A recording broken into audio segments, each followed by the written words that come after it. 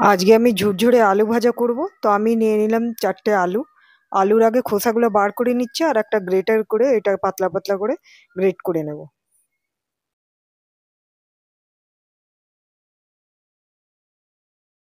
এবার আলুগুলো সব কাটা হয়ে গেছে।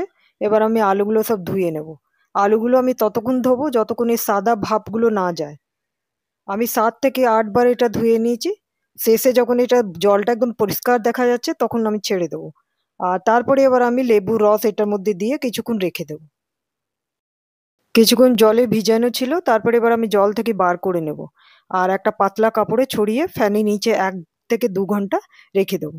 এবার আমি কড়ার মধ্যে রিফাইন তেল নিয়ে নিয়েছি। আর তেলটাকে আগে খুব ভালো করে গরম করে নিয়েছি, তারপরে গ্যাসের ফ্লেমটা আমি মিডিয়ামে করে আর এবার আলুগুলোকে একটু একটু করে দিয়ে ফ্রাই করব।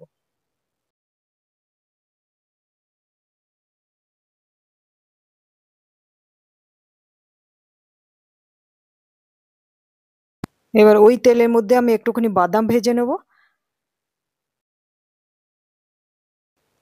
আর এবার কারি পাত্তা একটুখানি ভেজে বার করে নেব।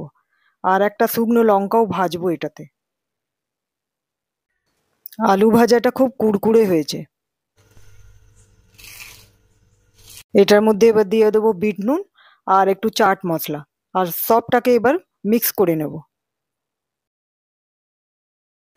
তৈরি হয়ে গেল ঝুরঝুরে আর কুরকুরে আলু ভাজা।